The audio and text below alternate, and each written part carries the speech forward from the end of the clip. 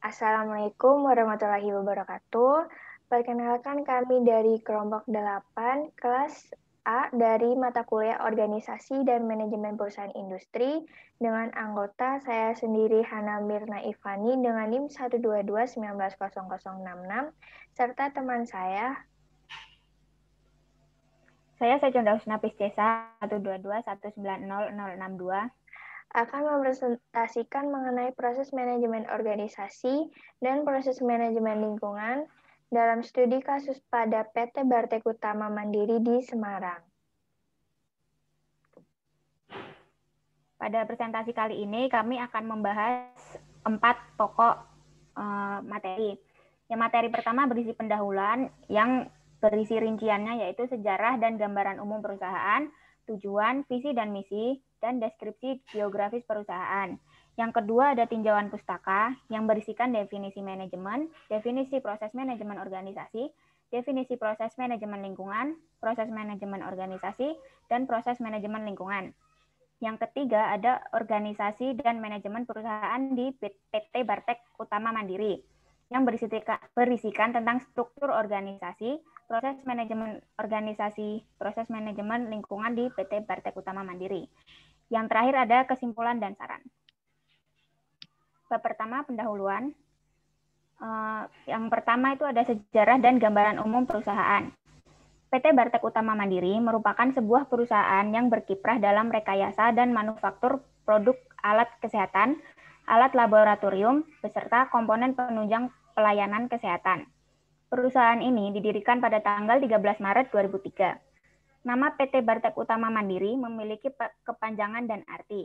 Sesuai dengan namanya, yaitu Bartek merupakan singkat dari Barokah Teknologi, serta Utama Mandiri yang menonjolkan aspek kemandirian untuk mencapai tujuan dari visi dan misi yang dimiliki PT Bartek Utama Mandiri yang tidak hanya berfokus pada alat-alat kesehatan, namun hasil pengembangan menghasilkan produk-produk yang bermanfaat bagi lingkungan, seperti mesin pengolah air limbah dan pengolahan sampah pedesaan. Kedua mesin tersebut sudah mendapat registrasi dari Kementerian Lingkungan Hidup dan Kehutanan Republik Indonesia. Selanjutnya ada tujuan dan visi misi PT Bartek Utama Mandiri. Yang pertama tujuannya kebutuhan alat kesehatan untuk layanan kesehatan di Indonesia. Yang kedua ada membuka inovasi-inovasi baru, tujuan teknologi khususnya di bidang alat kesehatan. Yang ketiga ada untuk membuka lapangan pekerjaan. Selanjutnya ada visi. Visinya itu untuk ikut serta dalam menguatkan perekonomian rakyat, ikut serta dalam peningkatan taraf kesehatan dan pendidikan bangsa, serta memberdayakan kekuatan pribumi sebagai kekuatan pokok bangsa. Yang terakhir ada misi. Misinya itu untuk memproduksi produk fasilitas pelayanan kesehatan dan penunjangnya yang murah dan terjangkau. Yang kedua untuk meningkatkan daya saing mutu produk, dan yang terakhir untuk memberdayakan atau UKM sebagai inti perekonomian mikro. Selanjutnya ada deskripsi geografis perusahaan. PT Bartek Utama Mandiri dua lokasi bangunan. Lokasi pertamanya sebagai kantornya yang dialamatkan di Jalan Mendut 1, nomor 1 Kalipancur, Kecamatan Ngalian, Kota Semarang, Jawa Tengah. Nah, tempatnya ini terletak di pinggir pusat kota, strategis berada di persimpangan, jalur menuju lokasinya mudah diakses.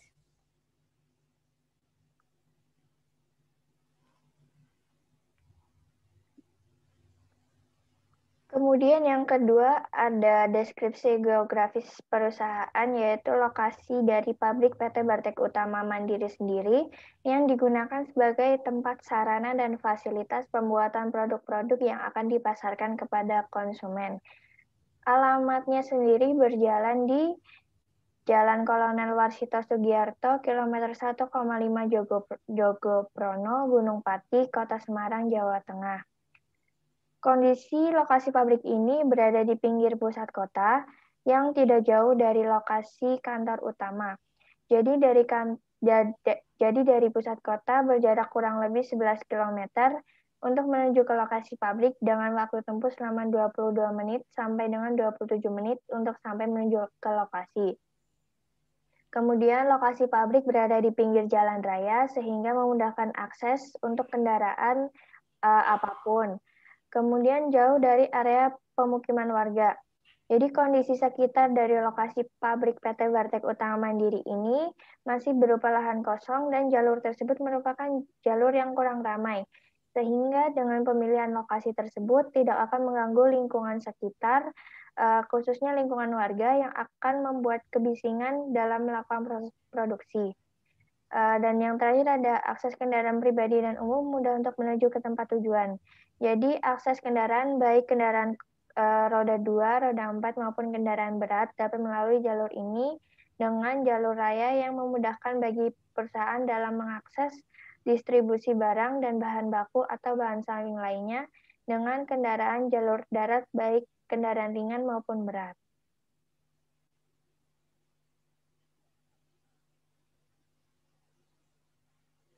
Bab 2 ada tinjauan pustaka.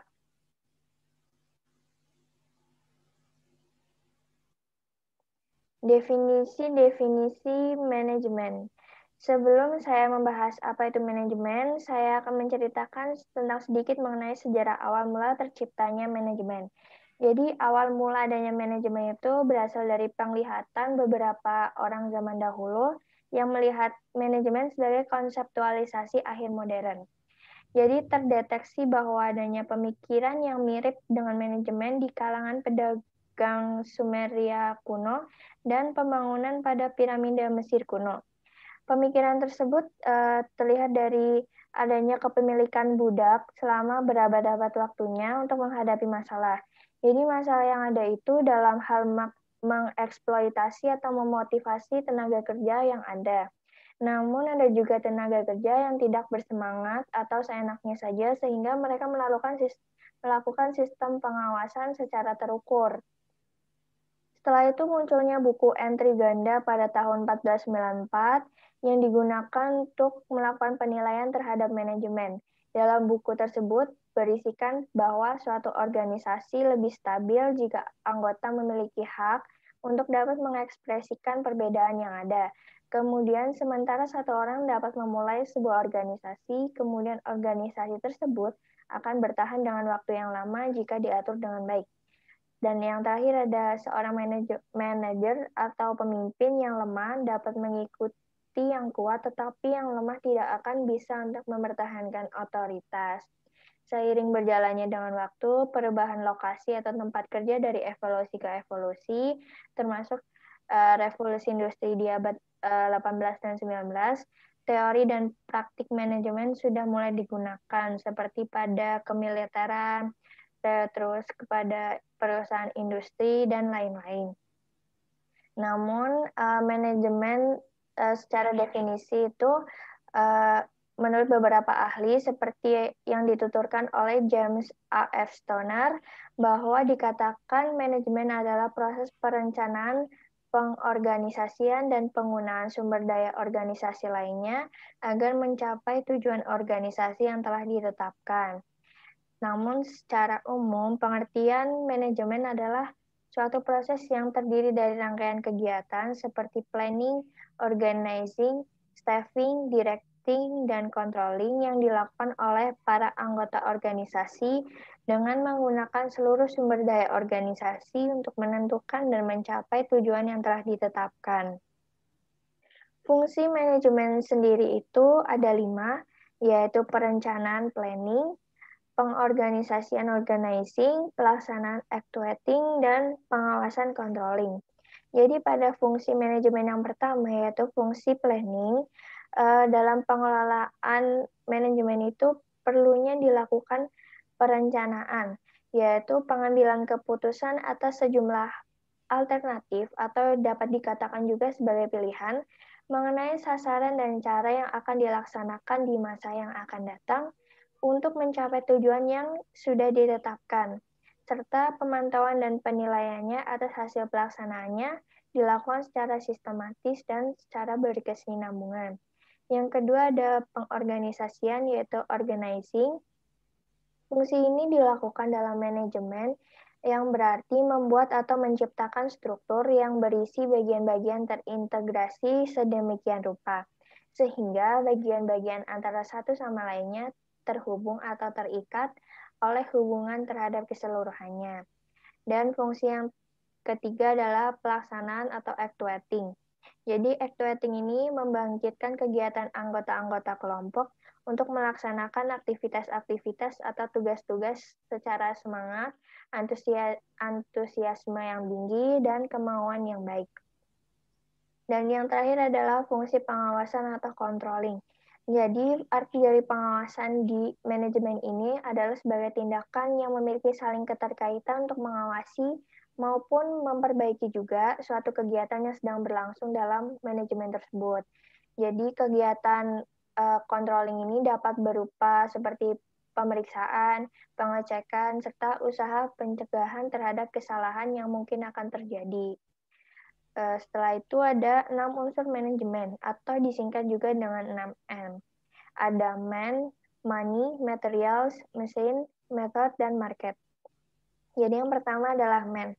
Man itu adalah sumber daya manusia. Jadi acuannya itu terhadap kebutuhan sumber manusia yang berkomitmen untuk mengimplementasikan strategi pemasaran yang ada untuk melakukan suatu inovasi yang baru. Kemudian yang kedua ada money. Jadi money ini adalah sumber keuangan dari suatu manajemen. Jadi perusahaan dalam menjalankan seluruh aktivitasnya sehari-hari tidak akan bisa terlepas dari biaya yang diukur dengan satuan sejumlah uang. Kemudian materials atau bahan. Jadi material ini dapat berupa bahan baku, barang jadi, atau barang setengah jadi. Jadi unsur elemen ini itu merupakan rantai pasok yang mendukung strategi pemasaran dan manajemen saat ini dan masa yang akan datang. Yang keempat adalah mesin, yaitu peralatan mesin, adalah aset fisik yang didedikasi untuk membantu memudahkan sebuah manajemen untuk membuat produk. Kelima ada metode, yaitu metode yang digunakan dalam proses manajemen. Untuk mengelola sejumlah unsur-unsur, dibutuhkan metode yang memiliki SOP atau standar operating procedure. Jadi metode digunakan sebagai pelaksanaan kerja dengan mempertimbangkan tujuan waktu, biaya, dan fasilitas sehingga tercapainya tujuan agar lebih efektif dan efisien. Dan ini yang terakhir adalah market atau pasar. Jadi market atau pasar ini berupa konsumen yang merupakan elemen yang sangat penting. Tanpa permintaan, maka proses produksi akan terhenti dan segala aktivitas perusahaan dapat berhenti juga.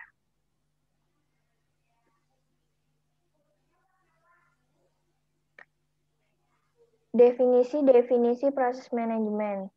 Jadi manajemen itu memiliki 3 alasan utama dibutuhkan manajemen dalam organisasi, yaitu sebagai berikut. Yang pertama, menjaga keseimbangan di antara berbagai tujuan-tujuan yang dapat saling bertentangan. Jadi manajemen akan menyeimbangkan tujuan-tujuan dan suatu kegiatan-kegiatan yang saling bertentangan di antara pihak-pihak yang berkepentingan dalam suatu organisasi, seperti pemilik, karyawan, konsumen, pemasok, dan lain-lain. Yang kedua, untuk mencapai tujuan organisasi. Jadi dengan adanya manajemen ini dalam organisasi dapat mempermudah untuk tercapainya tujuan organisasi serta tujuan pribadi juga ikut tercapai juga. Yang ketiga ada mencapai efisiensi dan efektivitas.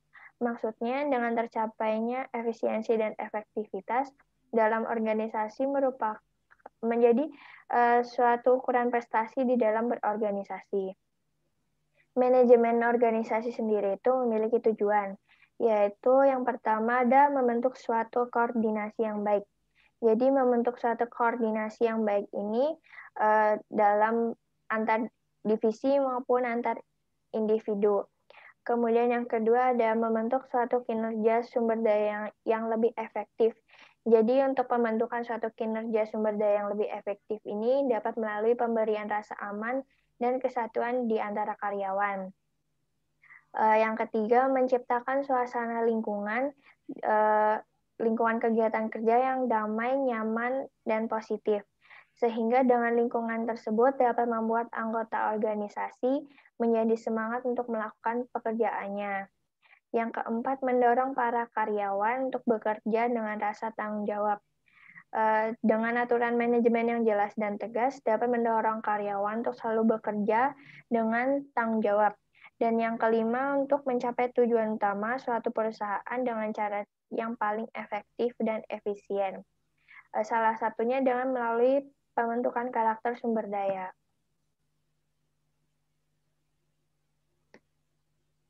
Fungsi manajemen dalam organisasi itu ada 7. Yang pertama ada planning, perencanaan.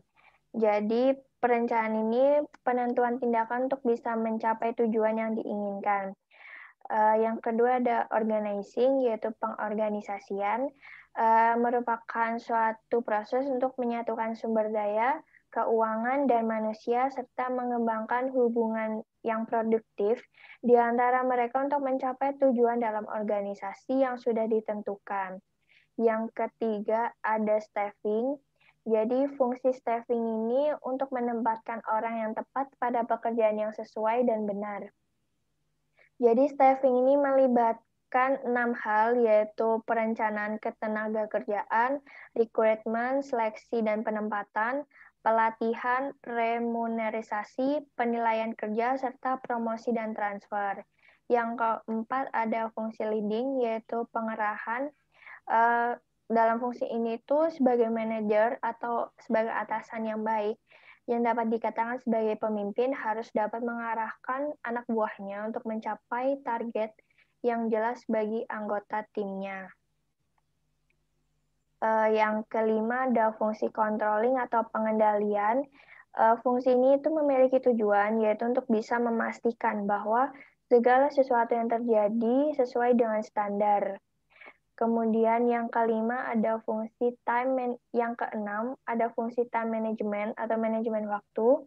Jadi dalam organisasi itu menerapkan salah satu fungsi ini agar dapat berkembang dengan cepat dan sehat, sehingga time manajemennya itu selalu baik dan tidak menyia-nyiakan waktu yang ada.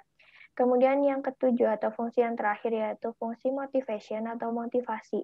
Jadi manajemen perusahaan juga berperan penting dalam memberikan motivasi kepada anggota-anggotanya, sehingga dengan adanya motivasi tersebut, para anggota dapat bekerja dengan lebih baik.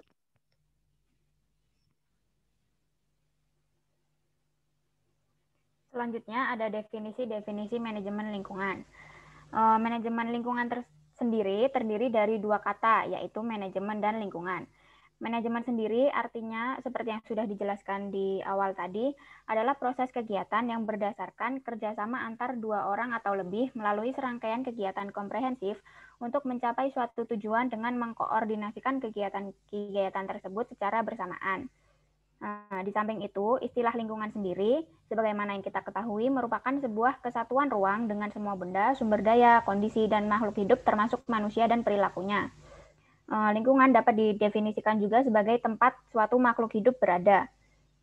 Dengan begitu, dari uraian-uraian di atas, dapat disimpulkan bahwa manajemen lingkungan adalah aspek-aspek dari keseluruhan fungsi manajemen yang menentukan dan membawa pada implementasi kebijakan lingkungan berupa suatu kerangka kerja yang dapat diintegrasikan ke dalam proses-proses bisnis yang ada untuk mengenal, mengukur, mengelola, dan mengontrol dampak-dampak lingkungan secara efektif dalam suatu kegiatan komprehensif yang mencakup perencanaan, pelaksanaan kegiatan, pengamatan atau monitoring, untuk mencegah pencemaran air, tanah, udara, dan konservasi habitat, serta keragaman hayati. Manajemen lingkungan sendiri mempunyai manfaat-manfaat. Manfaat yang pertama itu untuk mengurangi pencemaran lingkungan. Yang kedua untuk peningkatan pada proses efisiensi. Yang ketiga untuk peningkatan pada kinerja manajemen atau moral kerja. Selanjutnya untuk peningkatan kepuasan konsumen, peningkatan pemenuhan peraturan lingkungan, peningkatan penjualan, memperbaiki lingkungan dan pengelolaan resiko reputasi, penghematan biaya, menghemat konsumsi energi dan bahan, mengurangi biaya distribusi, memenuhi harapan pemangku kepentingan usaha yang bertanggung jawab, memastikan kepatuhan terhadap hukum, peraturan, dan kaidah terkait, dan memperbaiki kesan atau image perusahaan. Selanjutnya ada proses manajemen organisasi di perusahaan dan proses manajemen lingkungan di perusahaan. Yang pertama itu ada proses manajemen organisasi di perusahaan. Langkah-langkahnya adalah yang pertama penetapan dan pengimbangan aktivitas. Penetapan dan pengimbangan aktivitas ini adalah langkah untuk melakukan pembagian atau penggolongan dan penyusunan aktivitas-aktivitas yang akan dilaksanakan, sehingga menjadi kelompok-kelompok yang teratur berdasarkan kesamaan sifat dan pelaksanaannya. Lalu yang kedua ada penyusunan organ atau wadah. Penyusunan organ atau wadah ini dimaksudkan untuk membuat organ atau wadah yang diperlukan untuk mewadahi segenap kegiatan yang telah tersusun. Selanjutnya, nomor 3 itu untuk organ dengan tugas kekuasaan, wewenang, dan tanggung jawab. Nah, pada langkah ini dilakukan untuk memasukkan kegiatan yang telah tersusun tadi ke dalam organ yang telah terbentuk. Dalam pengisian tugas harus juga dilengkapi dengan wewenang dan tanggung jawab yang sepadan. Lalu selanjutnya itu untuk menghubungkan organ satu dengan organ yang lain dengan garis wewenang dan tanggung jawab. Nah, pada langkah ini dapat terlihat gambaran visual yang berisi organ yang telah berisi tugas, wewenang, dan tanggung jawab. Maka selanjutnya organ-organ tersebut perlu dihubungkan. Selanjutnya, melengkapi organ dengan alat perlengkapan yang dibutuhkan. Agar perorganisasian dapat berjalan dengan lancar, maka dibutuhkan alat-alat sebagai perlengkapan pelengkap. Maka dibutuhkan alat atau perlengkapan yang baik untuk melengkapi organ dan organisasinya. Selanjutnya yang nomor 6 itu penempatan orang yang tepat pada masing-masing organ. Setelah langkah-langkah di atas, maka aktivitas organisasi yang telah tersusun tadi, pekerjaannya harus dilakukan antar individu, antar unit yang sudah dialokasikan lengkap beserta alat perlengkapan yang dibutuhkan. Selanjutnya yang terakhir itu untuk membuat bagan organisasi. Langkah terakhir ini dimaksudkan untuk melukiskan atau menggambarkan struktur organisasi di atas kertas atau membuat bagan organisasi, yaitu suatu gambar yang melukiskan secara skematis dari susunan tugas, kekuasaan, tanggung jawab, serta hubungan antar unit-unitnya. Selanjutnya ada proses manajemen lingkungan di perusahaan. Yang pertama itu yang harus dilakukan, yang pertama adalah membangun kesadaran. Membangun kesadaran itu harus dilakukan supaya organisasi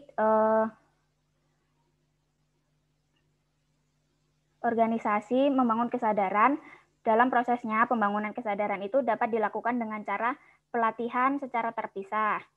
Pembagian pelatihan ini didasarkan oleh kelompok manajemen tingkat atas, tingkat menengah, dan staf.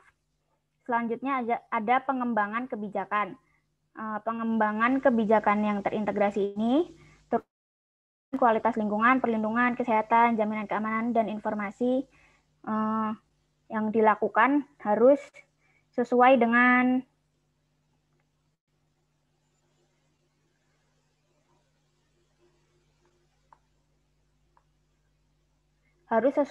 standar-standar yang ada. Selanjutnya ada analisa dan identifikasi, itu untuk menganalisa dan mengidentifikasi masalah-masalah yang ada di lingkungan dan mencari kebijakan yang tepat untuk menanganinya. Yang keempat ada kepemilikan dokumentasi, itu untuk mendokumentasikan data-data yang ada supaya tercatat dengan baik.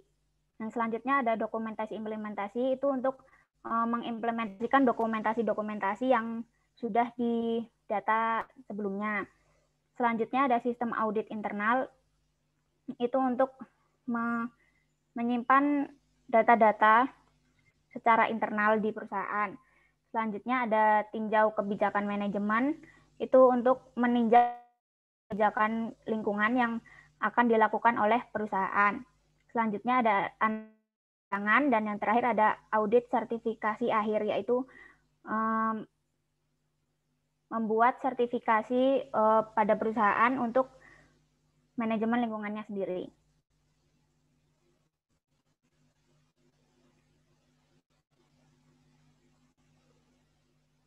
Bab ketiga, organisasi dan manajemen perusahaan di PT Bartek Utama Mandiri.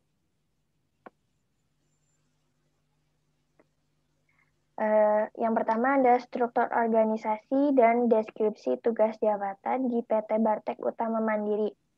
Jadi sebelumnya struktur organisasi itu merupakan gambaran secara sistematis yang dihubungkan dengan garis-garis kedudukan atau jenjang yang telah ditentukan. Jadi dalam struktur organisasi ini ada tercerminnya hubungan-hubungan kerja antara tugas, fungsi, wewenang, serta tanggung jawab terhadap masing-masing atau bagian dalam organisasi. Terlihat dalam di bagian paling atas terdapat direktur. Jadi direktur itu merupakan pimpinan tertinggi dalam menjalankan perusahaan seperti pada PT Bartek Utama Mandiri ini. Jadi direktur bertanggung jawab terhadap semua kelancaran secara keseluruhan pelaksanaan kegiatan yang dilakukan di dalam perusahaan PT Bartek Utama Mandiri. Jadi direktur ini memiliki tugas untuk mengkoordinasi serta membimbing kegiatan perusahaannya sendiri, kemudian mempertanggungjawabkan semua kewajiban yang menyangkut mengenai rugi atau laba perusahaan, produksi, keuangan, serta pemasaran. Kemudian direktur itu juga melakukan proses pengontrolan pada pelaksanaan proyek induk yang ada di perusahaan. Dan yang paling utama adalah direktur itu untuk memimpin perusahaan dengan memberikan kebijakan yang baik kepada perusahaan atau institusi. Di bawah direktur terdapat general, jadi maksud di sini adalah general manager. Jadi general manager ini memang benar di bawah direktur atau pemimpin perusahaan. Jadi general manager ini biasanya diangkat langsung oleh direktur utama untuk ditugaskan memimpin langsung proyek induk yang terjun langsung ke lapangan. Jadi jabatan serta tugas yang dimiliki oleh general manager ini berfungsi langsung di lokasi proyek itu sebagai wakil dari pihak pemilik untuk memimpin dan mengawasi pelaksanaan proyek induk yang sedang berjalan. Jadi tugasnya itu meliputi ada memimpin perusahaan dan menjadi motivator bagi karyawannya, mengelola operasional harian perusahaan yang dipertanggungjawabkan kepada direktur, serta merencanakan, melaksanakan, mengkoordinasi, mengawasi, dan menganalisis semua aktivitas bisnis perusahaan di PT Bartek Utama Mandiri yang sedang berjalan. Di bawah general manager ini terdapat divisi-divisi, yaitu antara lain manajer IT, keuangan, personalia, pemasaran, produksi, serta konstruksi yang memiliki fungsi berbeda-beda. Jadi yang pertama ada manajer IT.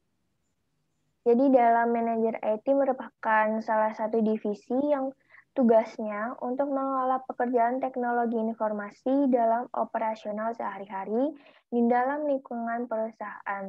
Jadi manajer IT ini memberikan solusi dan konsultasi teknologi untuk mencapai tujuan dan strategi bisnis perusahaan.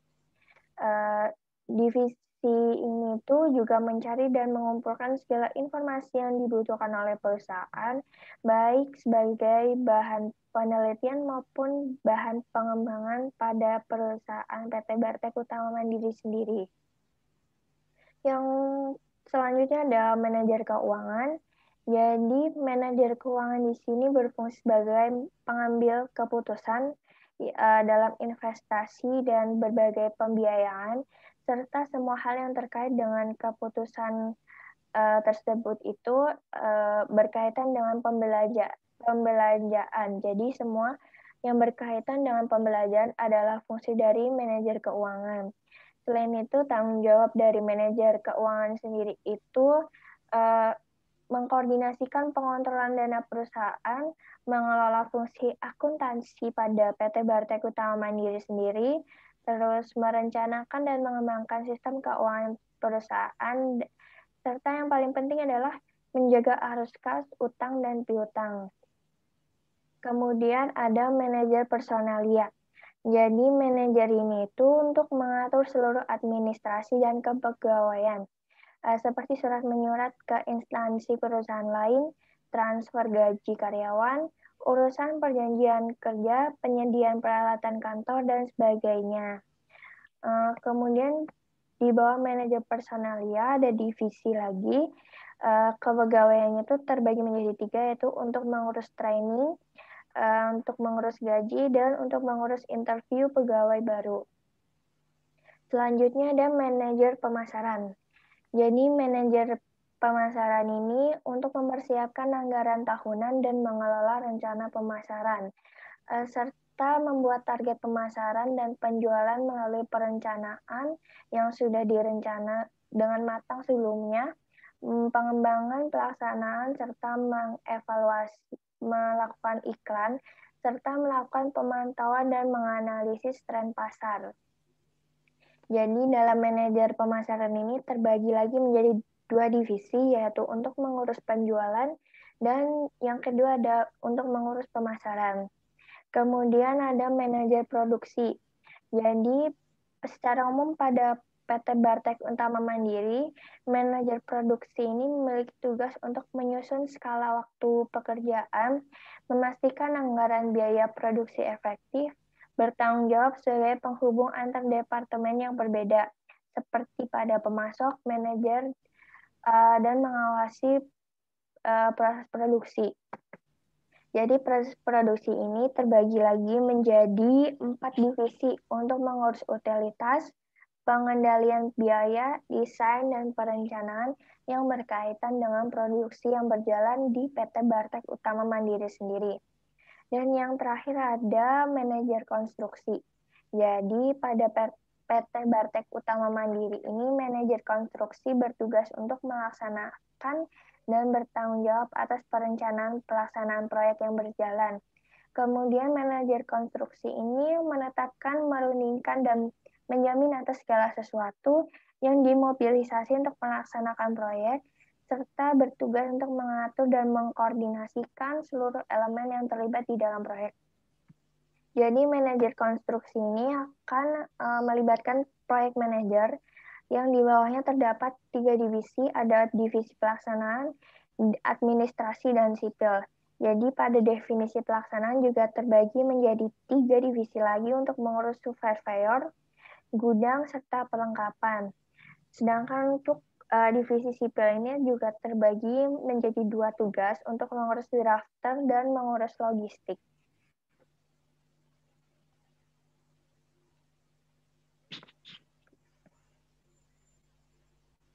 Proses manajemen organisasi di PT Bartek Utama Mandiri. Jadi PT Bartek Utama Mandiri itu telah melaksanakan proses manajemen organisasi di perusahaannya. Manajemen organisasi dilaksanakan sesuai dengan kondisi perusahaan di PT Bartek Utama Mandiri. Jadi ada 5 kerangka proses manajemen organisasi di PT Bartek Utama Mandiri. Yang pertama ada proses perencanaan atau planning. Jadi PT Bartek Utama Mandiri ini melakukan perencanaan dengan matang-matang untuk mencapai tujuan yang sudah ditetapkan dalam perusahaan. Jadi pada tahap ini tiap-tiap manajer dalam berbagai divisi yang ada di PT Bartek Utama Mandiri selalu mengarahkan kegiatan pekerjaan dan pegawai atau staf yang bekerja sehingga sumber daya manusia yang digunakan menjadi tepat sasaran. Yang kedua ada pengorganisasian atau organizing.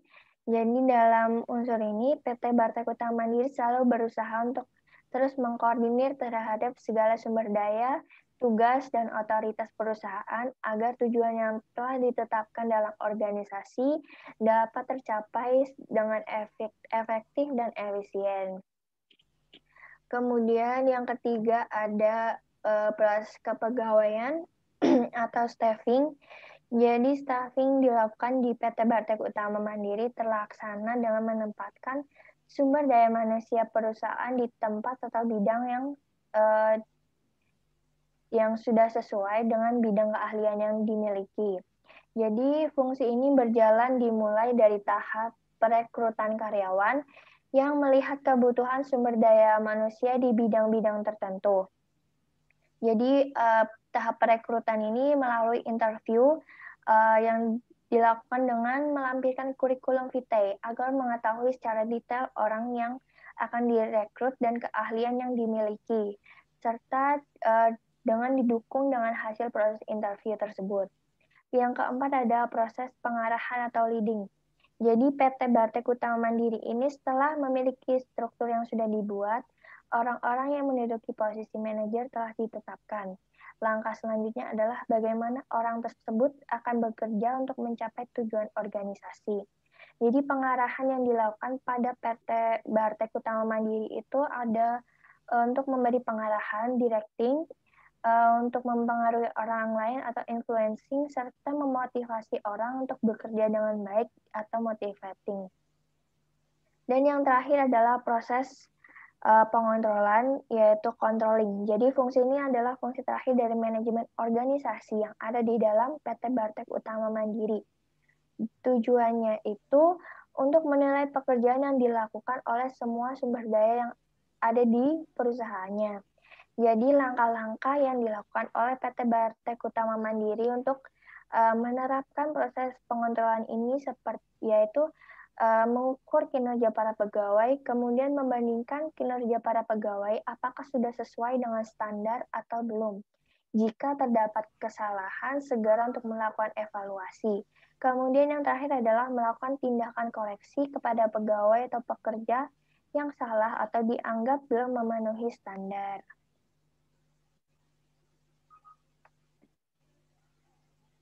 Selanjutnya ada proses manajemen lingkungan di PT Bartek Utama Mandiri. Nah, untuk melakukan sistem manajemen lingkungan yang baik, maka diperlukan adanya suatu standar yang menjelaskan tentang sistem tersebut. Nah, standar tersebut adalah standar internasional atau ISO 1401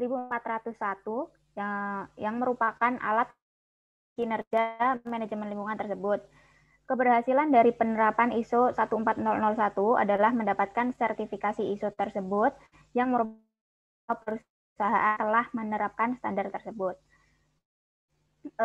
Dari beberapa pertanyaan di dalam checklist ISO 1440 bisa diketahui bahwa perusahaan telah menetapkan suatu kebijakan lingkungan secara tertulis dan tersedia untuk masyarakat, namun tidak untuk umum, yang seharusnya kebijakan ini juga tersedia bagi masyarakat umum.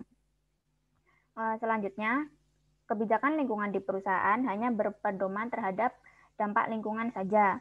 Kebijakan lingkungan seharusnya umum dan luas, dapat mencerminkan kondisi alam setempat, skala lingkungannya yang dihasilkan dari kegiatan produksi perusahaan. Lalu selanjutnya, perusahaan belum melakukan kondisi alam dan skala dari kegiatan produk dan jasa. Selanjutnya, kebijakan lingkungan seharusnya mencakup yaitu komitmen untuk perbaikan berkelanjutan dan pencegahan pencemaran. Perusahaan saat ini hanya mencakup satu komitmen saja, yaitu tentang pencegahan pencemaran lingkungan perusahaan. Selanjutnya, perusahaan ini telah menyediakan suatu panduan untuk kebijakan lingkungan perusahaan, namun masih dipahami oleh beberapa pekerja. Selanjutnya, dari beberapa pertanyaan di dalam checklist prinsip perencanaan, diketahui bahwa perusahaan belum mempunyai prosedur untuk menentukan dampak penting lingkungan atau potensial selama proses produksi di perusahaan. Selanjutnya, dari beberapa pertanyaan ISO di dalam checklist ISO tentang prinsip perencanaan, bisa diketahui bahwa perusahaan telah menetapkan MR lingkungan, tetapi MR lingkungan berada di bawah departemen lainnya, sehingga kewenangan MR lingkungan tidak begitu jelas. Selanjutnya, dari beberapa pertanyaan di dalam checklist ISO tentang prinsip pemeriksaan, diketahui bahwa perusahaan belum mempunyai prosedur untuk memantau karakteristik kunci dari kegiatan dan operasi dampak penting. Selanjutnya, tentang prinsip tinjauan manajemen, organisasi ini pernah mengenai sistem manajemen lingkungannya, akan tetapi tidak ada jadwal berkala untuk mengkaji sistem manajemen lingkungan yang ada. Organisasi ini untuk saat ini belum melakukan dan belum terjadwal untuk dilakukan tinjauan manajemen sistem manajemen lingkungan organisasinya. Telah memiliki rencana dan ketentuan untuk mengkaji manajemen lingkungan perusahaannya. Namun perusahaan belum menetapkan secara periodik pengkajian sistem lingkungannya.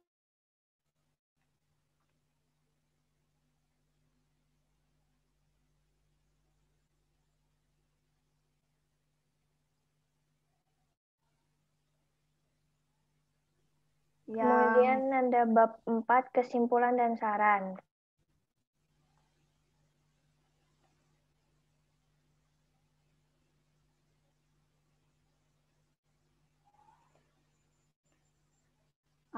Kesimpulan dari proses manajemen organisasi di PT Bartek Utama Mandiri itu adalah PT Bartek Utama Mandiri telah melaksanakan proses manajemen organisasinya di perusahaan dengan menggunakan 5 kerangka proses manajemen organisasi dijelaskan tadi, yaitu perusahaan, kerangka dari perusahaan itu adalah perencanaan atau planning, pengorganisasian atau organizing, kepegawaian atau staffing, pengarahan atau leading, dan pengontrolan atau controlling yang masih bisa diperbaiki agar dapat berjalan lebih baik.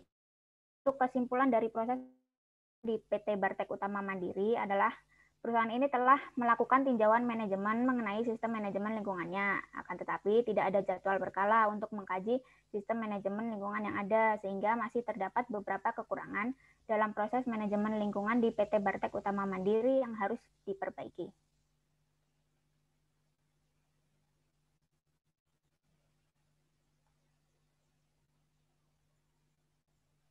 Selanjutnya ada saran. Yang pertama ada saran untuk proses manajemen organisasi di PT Bartek Utama Mandiri adalah melakukan pendokumentasian terhadap proses-proses yang dijalankan, menetapkan metode yang sistematis untuk setiap tindakan evaluasi atau koreksi untuk mengidentifikasi ketidaksesuaian yang terjadi, dan menyediakan prosedur identifikasi pemeliharaan dan perbaikan untuk setiap proses manajemen organisasinya. Sebagaimana diketahui bahwa PT Bartek Utama Mandiri itu telah menerapkan manajemen organisasi di perusahaannya sedemikian rupa, tapi agar manajemen organisasi terlaksana dengan baik, PT Bartek Utama juga dapat melakukan upaya-upaya tersebut yang sudah disebutkan agar menjadi suatu perusahaan dengan proses manajemen yang lebih baik lagi. Kemudian saran untuk proses manajemen lingkungan di PT Bartek Utama Mandiri adalah, jadi untuk melancarkan manajemen lingkungan di PT Bartek Utama Mandiri yang sudah memiliki pedoman dengan menggunakan standar berupa ISO 14001 yang masih dapat kekurangan dalam pelaksanaannya, maka PT Bartek Utama Mandiri dapat melakukan koreksi terhadap unsur-unsur manajemen lingkungan perusahaannya, seperti yang pertama untuk segera menentukan dan menetapkan prosedur secara khusus untuk menentukan dampak penting lingkungan atau potensial selama proses produksi berlangsung di perusahaannya. Yang kedua, untuk dibuatkan MR lingkungan untuk menjadi departemen sendiri. Yang ketiga, menetapkan prosedur untuk melakukan pantauan dan pengukuran karakteristik merupakan kunci dari kegiatan dan operasi. Dan yang terakhir adalah pembuatan dan penetapan jadwal secara berkala.